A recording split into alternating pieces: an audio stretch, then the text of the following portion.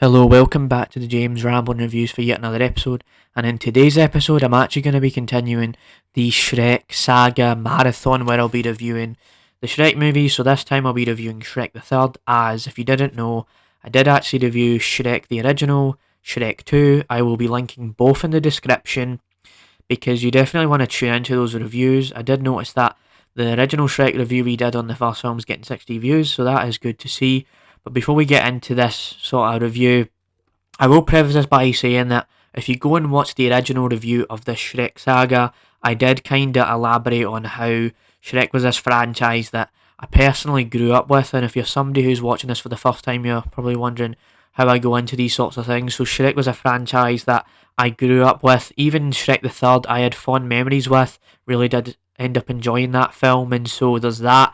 But likewise with the second review we did of this, I'm not going to go on for ages kind of establishing the context because you already know how I feel about Shrek and how I grew up with it and stuff like that. So Shrek the Third, right, what is this movie even about? So Shrek 2, you had the whole thing with King Charming and how he was trying to get like Princess Fiona and he wanted to marry her.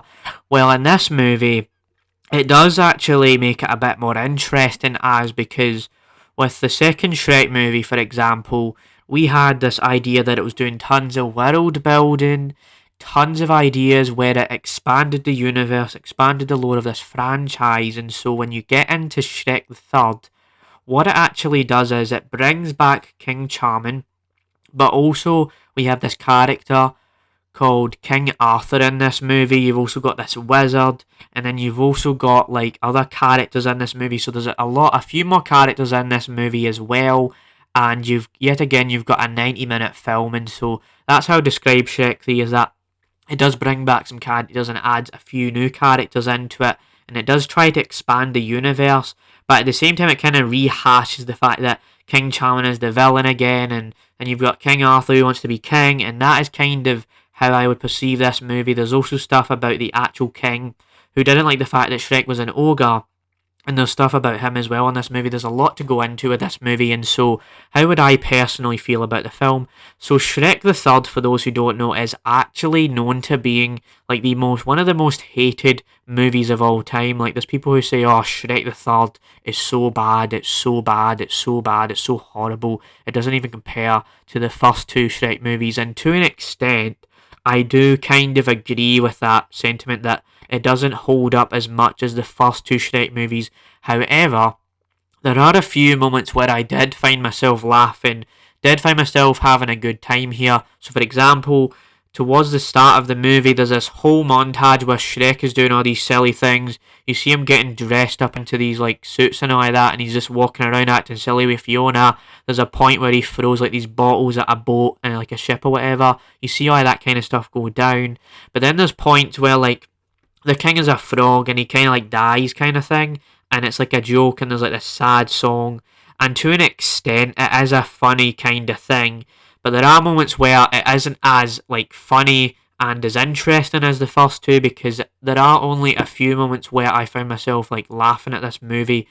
So it's the points where you'd have these fun moments, but overall it just wasn't on the same level as the first two Shrek movies. Now, I would still say that this movie is a tad bit overhated, as it is still enjoyable enough to the certain point, and the reason why I think it's still fun is because even when Shrek gets made fun of, it's still kind of fun.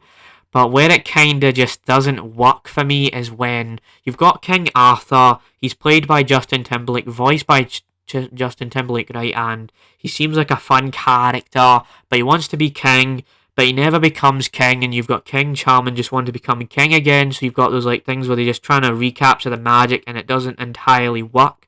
And you've also got this wizard character who doesn't really add much to the storyline, if you know what I mean. Like, he's trying to be in this movie, and I could tell that the people that made this movie, they just wanted to find reasons to tack it on further. But I wouldn't say this is the worst thing ever. Like, I could list a few other movie sequels that are worse than this, and that is kind of how I would say about this movie. There is also the soundtrack, which is a prominent thing with the Shrek franchise. You've also got that iconic scene where it's like and all the birds and the stuff like that in there, like the immigrant song from that band Led Zeppelin is in there, and that's one of the most memed and most iconic kind of things that's later in the film. If you haven't seen it, you see these like things, you see all these trees. There's all these like trees that try to go to war, right? And King Charming leads this army of tree men, and then there's this whole play with King Charming, and he's making fun of Shrek, and he's like, rubbing it in his face, and it's like, oh, Shrek is a bad man, oh, he's horrible. And you've seen these in the other movies where, like, you would see Shrek, like, be like, oh, the ogre man is bad, oh, the ogre man is bad. So it does a lot of rehashing of the previous movies, but there is a few moments, and there is this idea that, like, you've got how Donkey and Puss in Boots swap voices and stuff, and for a while it doesn't work, and then it becomes funny at one point, and then it just doesn't click again. So there's these ideas that they try to integrate. But yeah, that is kind of what I would say about this movie, is that it's not the best compared to the first two Shrek movies, but it's not the worst sequel ever written or anything like that. There is ideas in here that I enjoy, but there's ideas in here that just don't really work for me.